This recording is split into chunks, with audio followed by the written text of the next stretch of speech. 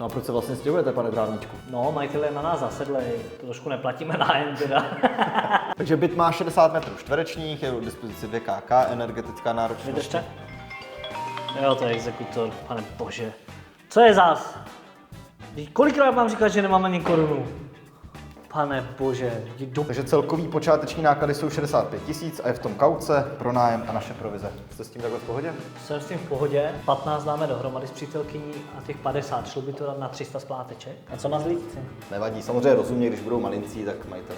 Super, já mám Dobermany, ale jsou fakt malý. Pane Bučku, sousedi, jaký jsou? Tohle sousedi jsou v pohodě, naprostý klid je tady. Když to máme radost, si trénuje na bicí, tak jsou rád, že ho nic nebude rušit. Pane Trávníčku, a čím se vlastně živíte?